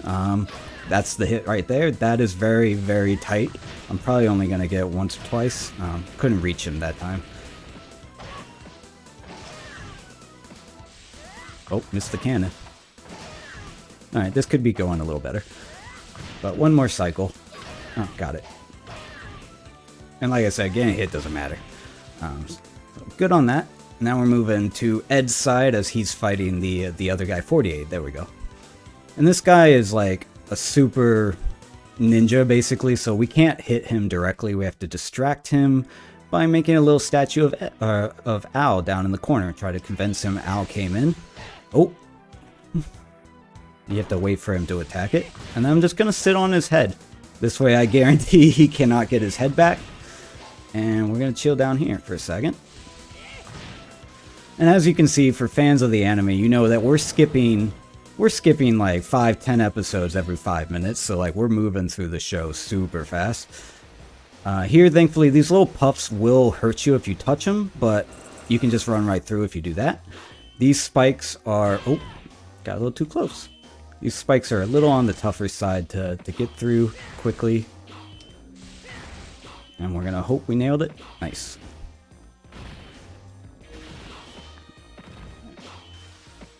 Huh, not too bad there. And we're going to have to fight some chimeras before we see our old friend, the Chimera Maker, and what happened to him. And this is kind of where the plot of the two shows, Fullmetal Alchemist and Brotherhood, start to diverge a little bit here. But as before with the chimeras, you know, cannon shots and then try to stun lock them. Here we don't have to jump because we're getting a lot closer to them. But this one, okay, sometimes the cannon goes through him, but no, super clean. So far so good. We're having a pretty good, nothing too wonky yet. And we're going to find out that Ed and Al are thieves here in a second. We're going to have to steal some fish on an island. Yeah, we're going to go from this basement to like a desert island immediately.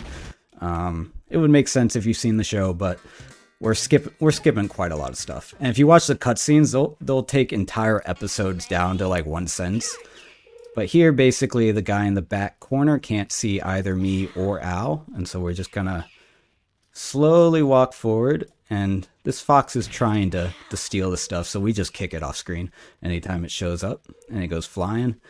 Where this guy looks or where he walks is randomized, and so you can gain or lose a little bit of time here. And he starts to get faster the closer you get. So, oh, okay. Hopefully he won't catch us. Oh, this is gonna be tight. Ooh, that was close. Just keep kicking the fox away. And we're just going to chill here. Wait for him. Wait again. Let's see if we can This is gonna be close. Alright, we're good. Yeah, so far so good. Hello, Winwy.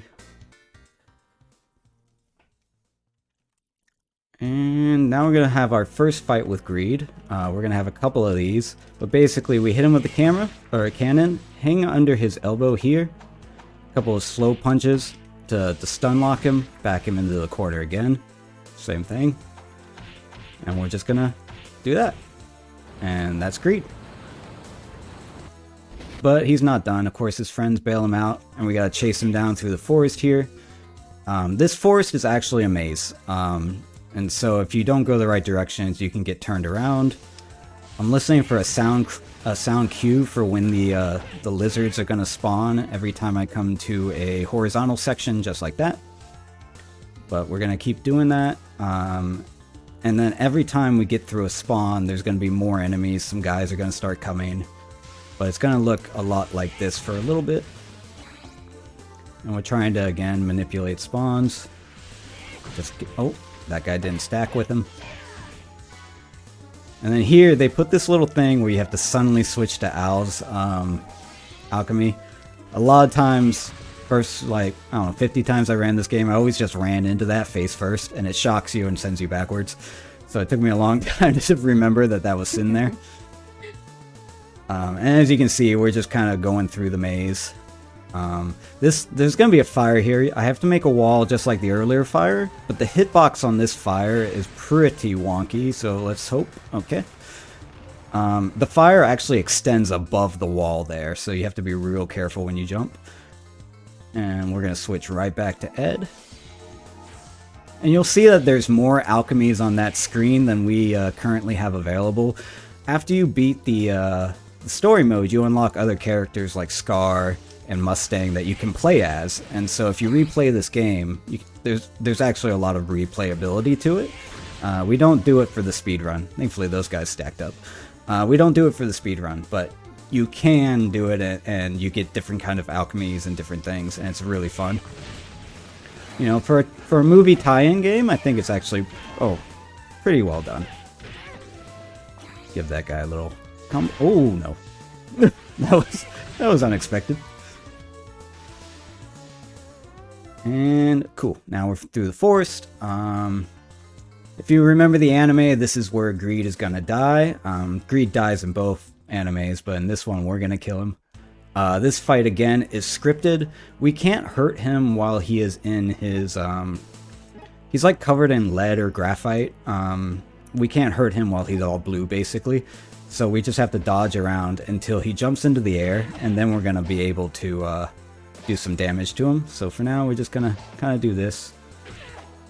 And again, doesn't really matter if he hits us, he doesn't do any damage. And I'm gonna do 2 cycles of this. 1, 2, 3, 4.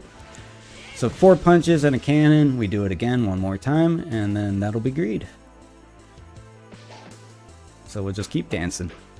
And you can see the little like skeleton in the back. That's actually Greed. Well, somebody who tried to do human transmutation. That's the skeleton that he came from. It makes him weaker, according to the plot line. But so we're really going through a lot of the plot quick here. And that's it. And yep, the cutscenes, there's actually probably a good hour of cutscenes in this game. We're skipping all of them, and they take a lot of clips from the anime. As you can see, they have some of it is voice acted. There's actually more cutscenes than game, I think, at least speedrun wise, but sadly we're not getting to watch any of them. This is the we're getting to the wonky section of the game where these little jumping lizards can really really mess up your life. But we're, as usual, just trying to stack up the spawns. I think there's one more set. Pretty good. And so far, no major hiccups. You know, fingers crossed. But we're a good chunk through the game here. Now here, you could actually like turn on a light, and it'll make the room a little brighter. Naturally, we don't care. We're just gonna run right through. And one more set. And there's going to be a couple of rooms like this.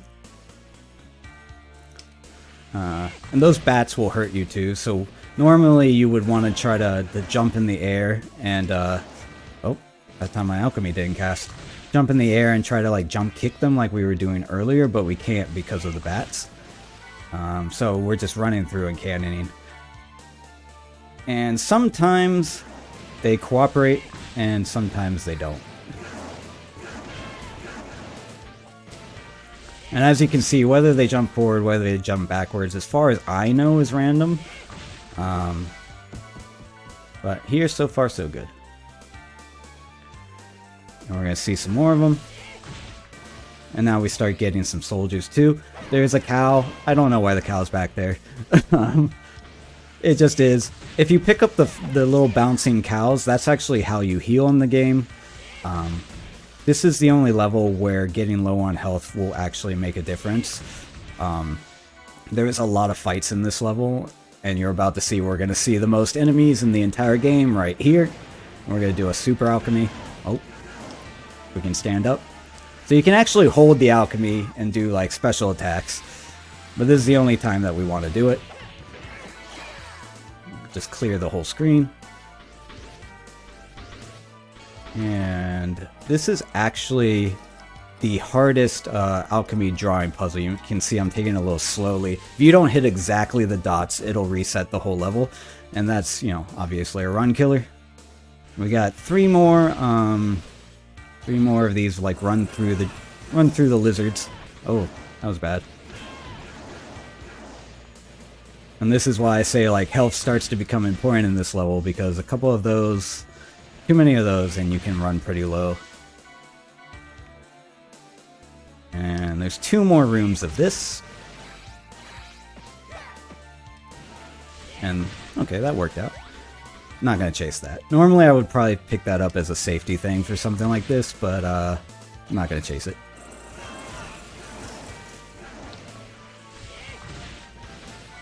Okay, all good. Now we have our fight with Wrath, who is, you know, Izumi's based homunculi, but we're actually going to switch to Mustang. For me personally, I find this is the easier one. Now he's actually invincible when he does that little backflip, so you need to make sure you don't waste your alchemy on him when he does it. And then we just run away from this. And wait for him to cycle back. And we're going to do this a couple of times. Oof. Oh my. He's feisty today. Oh, I missed it. There we go. He was not cooperating. But one more time, as soon as he runs up, he'll be done. And there's a couple of different strats. You can actually force him to do the flip. That's not how I do it, but there are a few different ways to handle him. And we're coming up on the last like couple of levels here. So pretty breezy little thing. This is Sloth. She is the homunculi made from the brothers doing human transmutation. Looks a lot like Lust, but is actually their mother. You can one cycle this, but it is an extremely tight one cycle window. I don't think I got it. Nope. So we're gonna have to do one more go of this. And again, getting hit during the boss does not matter.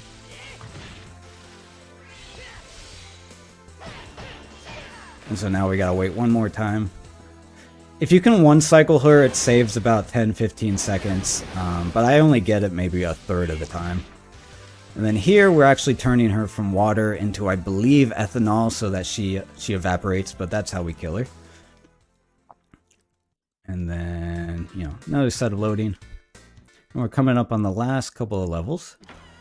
Though some of the last boss fights do take like 3-4 minutes, so, you know, still a bit of run to go.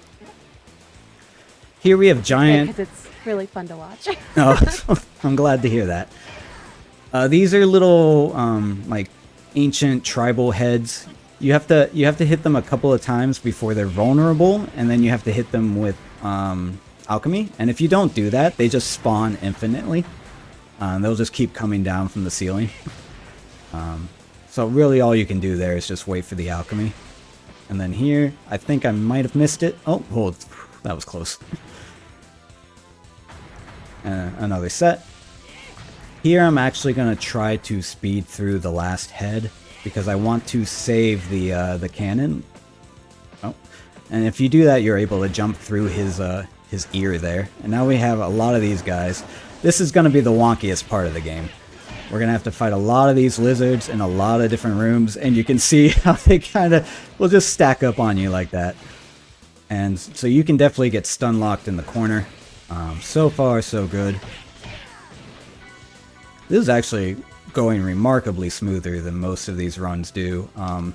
This is the toughest room, though. There's going to be a Chimera that spawns with these. So I'm just doing a safety strat to try to take care of them before the Chimera comes out. Gonna try to get him off the oh. And thankfully, like I said, the damage isn't going to matter too much. That was pretty clean. And then we've got 2 more sets of these circles. You'll see that this one is getting a little bit more larger and more involved. There we go.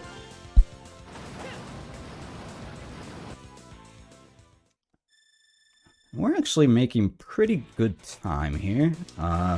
For reference, while practicing, actually right before this show, I set a new record like 2 hours ago. Oh my gosh, congratulations. Oh, thank you. And so this is actually looking like it's going to be a pretty good time. That didn't help. But we're coming up on the end here. This is going to be the last boss after this. We're looking for a pillar that is slightly bluer. You can see there's a slight color difference. Otherwise, this is an infinite loop and you just run in circles.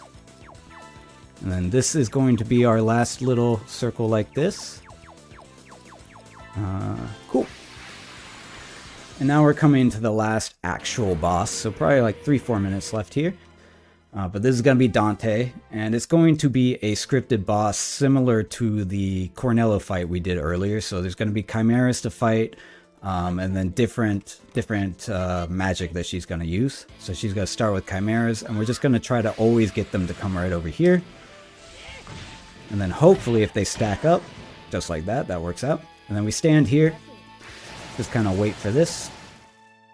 And then we're going to have to do a cycle like this, I think 3 more times. And so, a little bit of guns, and then we wait for an avalanche. And you can see her health bar is like slowly draining as we go through her attacks. So it's not really a way to speed this up. Normally I want to dash attack that, but I got into a weird spot, so I took a safety strat by doing the normal pummel combo there. Oh, I thought that'd be on the left side. Oh, I forgot to run. You know, it happens sometimes. And we got 2 more sets of Chimera. They didn't get close enough, so they didn't, sadly, didn't overlap for me. And this is the stun lock, you know. But we got plenty of health. Sometimes if the larger Chimera locks you like that, you will die. So, but my health is still pretty good. There is a very real risk of losing a run in this fight, though, if you come into it with too little health because of the different Chimera stacking. And then we got the last big one. And assuming... Alright, that's going to be the last threat of the game. We're just going to cycle through another batch of this. After she does 1 more set of guns, she'll be done. So I'm standing in front of her this time because she's not going to do an avalanche. And then we'll have a very quick fight with Envy, but we're probably about, 30 seconds, a minute away. Mash through a little bit of cutscenes. And we're just going to let Envy run into our fist. It looks like a fight. He has a health bar. It's not really a fight. He's just going to talk trash to us for a little bit, and then the game is just going to abruptly end.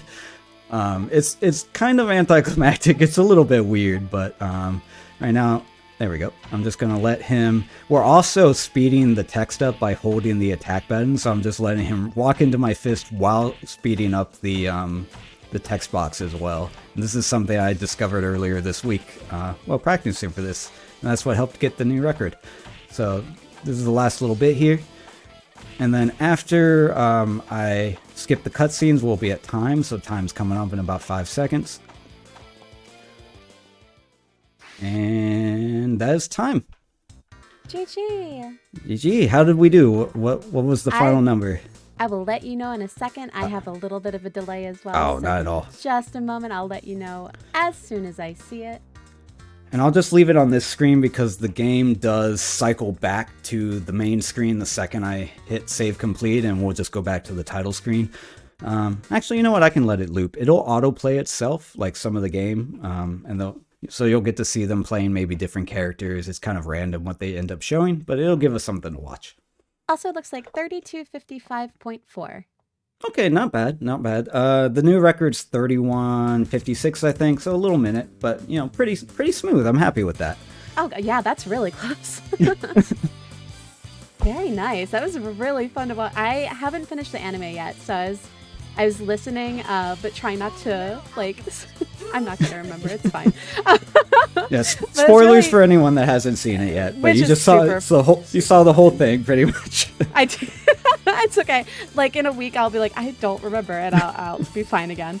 That was really nice. I really enjoyed that game. It looks like it's really fun. It's kind of something that I want to pick up and play myself. Oh, absolutely. It's a very like. There's a lot of technique to it, but it's a very fun speed run. You can do first playthrough easily 40 minutes, 45 minutes, and then getting that time further down is a bit of a process, but like it's very easy to pick up and play. So anyone who saw this, thought it looked interesting, definitely give it a try. It's a lot of fun. And speaking of like watching you do things, is there somewhere online that people can follow you if they want to see more? Sure. So I am on Twitch, just twitch.tv/cutie. It's probably the easiest way. And if you go and you look at the page now, there's going to be a lot of runs of this as I was preparing for GDQ. So you'll see more of the same. But I do run a variety of different games. So it's not just anime. It's not just beat 'em ups. You'll see a lot of stuff there. Awesome, awesome. And is there anything else you want to plug? Anything you want to say? The floor is absolutely yours. Yeah, I think the most important plug of all is just a big thank you to GDQ and obviously the team that we have here running the show, doing such an amazing job. Thank you so much. But also we have a GDQ coming up, so I might be doing your job for you here, but definitely tune into AGDQ as it comes up. Support the runners, watch a lot of amazing games, donate to a great cause if you're able to. It's going to be a lot of fun. I wish I could be there, but I will definitely be tuning in. Other than that, yeah, shout out to all the staff, the volunteers, everyone makes this possible. Like, there is an insane amount of work that goes on, not just for these shows, which is quite incredible as well, but also the main event. So yeah, tune in, support, and have fun and enjoy and watch some awesome games. Even if you were doing my job, you did it very well. So thank you. Again, thank you so much for joining. I was really, really happy when you replied back saying that you could be on. So I really appreciate you coming on tonight and showing this off. Oh, thank you. It was a blast. I enjoyed it. It's a quick, easy run. It was a lot of fun. I'm super happy to have been here. Awesome, awesome. Well, chat, thank you so much for joining me tonight. Also, remember, your subs, Prime Gaming subs, gift subs, and bits cheered on the GDQ Twitch channel help support Games Them Quick Hotfix. If you enjoy watching speedruns daily, consider subscribing to the channel.